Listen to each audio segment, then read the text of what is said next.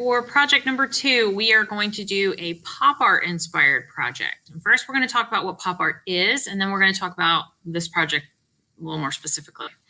Pop art started with New York artists Andy Warhol, Roy Lichtenstein, James Rosenquist, and Claes Oldenburg, all of whom drew on popular imagery and were actually part of an international phenomenon.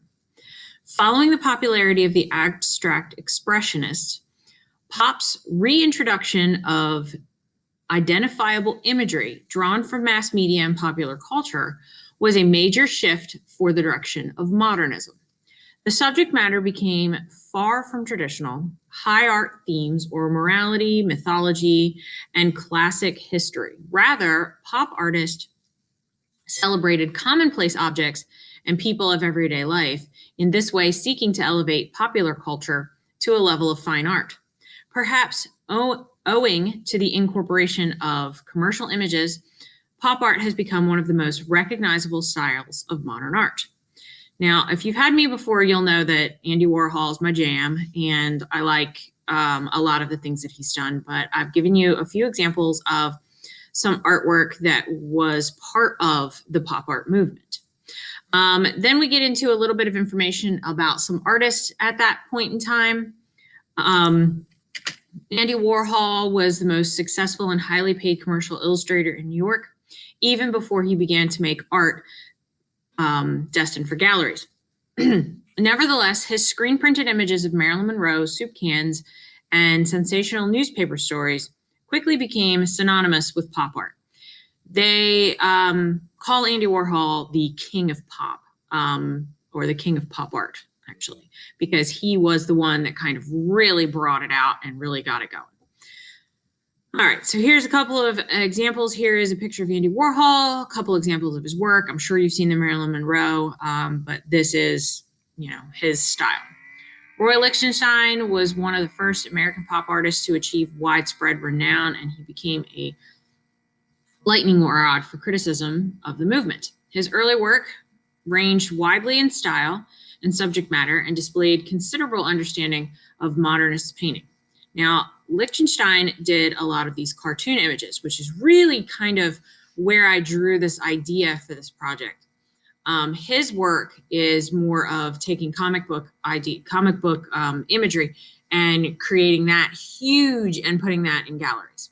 Okay, so the objective for this particular project is you're going to create an original pop art sound effect using tempera paint. Your sound effect must be 3 to 5 letters long, include punctuation, contrast, and Ben-Day dots in 3 spaces, which you are going to get to know what Ben-Day dots are all about in a minute. But this is exactly what I'm looking for. You're going to pick a word. You are going to illustrate that word in some really eye-catching and strong font styles. You're going to layer some patterns, some shapes behind that word. And then you're going to use Ben-Day dots to emphasize and change colors. All right, so the vocabulary associated with this particular project is pop art, which is a movement in the late 50s and 60s, which featured subjects from everyday life. Sound effects, which is a word used in comics that implied sound when read in text, like bam, pow, pop, beep. Comics are cartoon images of characters made into stories, short stories. Emphasis is the ability for something to stand out or get noticed. You want your word to be the emphasis of your picture, so that's why I added this. I want your word to be the focal point. Contrast is a noticeable difference, usually refers to colors. And now we're going to get into what Ben-Day dots are all about. Ben-Day dots printing process, named after illustrator Benjamin Henry Day, is a technique dating back from 1879. Depending on the effect, color, and optical illusion needed, small colored dots are closely spaced, widely spaced, or overlapped. Magenta dots, for example, are widely spaced to create an area that looks pink. Pulp comic books of the 50s and 60s used Ben-Day dots in the 4 process colors to inexpensively create shading in secondary colors such as green, purple, orange, flesh tones. So what it's saying is basically back in the 50s and 60s, it was more expensive to print colors in greens and purples and flesh tones and all of these things. So they used the colors they had on hand, and basically by placing those in areas of, like say the area is white and you place a bunch of red dots spaced out in that area, it's going to appear from far away that that area is pink. Okay, to apply the dots to a drawing, the artist would purchase transparent overlay sheets from a stationery supplier. The sheets were available in a wide variety of dot size and distribution, which gave the artist a range of tones to use in the work. So here's an example of Ben-Day dots. They kind of hurt my eyes sometimes when I'm looking at them up close, but further away, it's a little more palatable. But you can see that from far away, what this area looks like. It's kind of blue on the outsides and like a reddish purple in the center. But see all the color combinations that were put together to create those areas. All right. The supplies that you guys are going to need for this project is an 18 by 18 piece of white paper.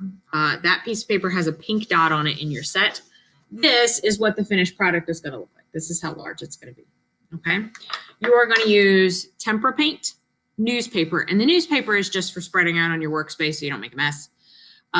Ruler, pencil, paper towels, paper plates, Q-tips, which are in your supply pack, paint brushes, and a water cup. All right, step-by-step instructions. Research your word and your design ideas. So go online, Google search, pop art sound effect, and see what you come up with, okay? You want to find a 3 to 5 letter word that is your sound effect word. And you want to make sure that your word is something appropriate, not, because you're going to find when you go searching on Google, you might find some inappropriate words. I want you to keep yours appropriate. Number 2, in your sketchbook, create a plan for your pop art sound effect. I have a video showing how to go through these steps. You might want to watch that later on just to kind of see it after you read through these instructions. All right, number 3 says begin by drawing a square to represent your paper shape. So on your sketchbook, you're going to draw yourself a square that's a little bit smaller, like 5 by 5, 6 by 6. That's going to be your paper. All right, then you're going to choose 2 shapes to stack as your background shapes, like a splat or a zigzaggy shape or a cloud. Those are usually like standard shapes that are used for this process. Fill the square as much as possible. So you're going to draw them in the square stacked on top of each other. So I'm going to have cloud with a splat on top of it, just like this one. Okay. Cloud is the red, splat is the green. Okay. So that's one on top of the other and it fills up the square. All right. And then you are going to, number 5 says create guidelines at a slant to represent where your lettering will go. Draw your lettering out in the chosen font type. So that's part of your research. You were looking for layout, styles, designs, that kind of stuff. Number 6 says choose a color plan. Write it out. Plan where your Ben-Day dots will go. So you're going to draw little lines into each section and go, this section is going to be red. This section is going to be blue. This section is going to be green.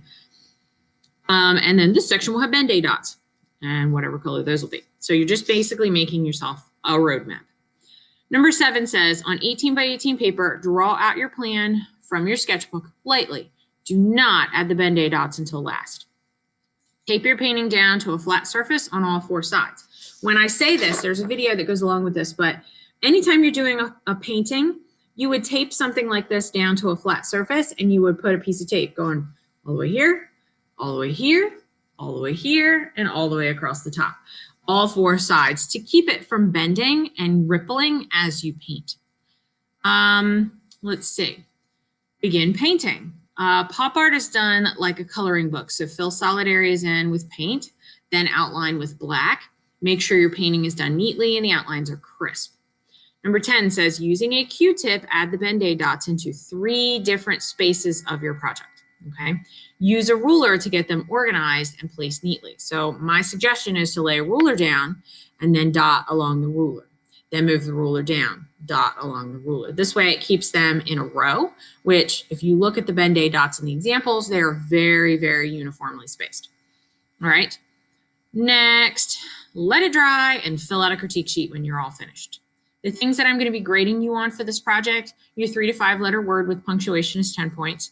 Your 2 background shapes are 20 points. Your Ben-Day dots in 3 spaces are 20 points. Your black outlines are 20 points. 10 points for craftsmanship, 10 points for creativity, and 10 points for the final critique. For submitting this work, you are going to, number one, take a photograph of your painting with your name on the front. So make sure your name is somewhere on the front that I can see it. Take a photograph, make sure you're squared up over top of that photograph and it's a nice clear shot.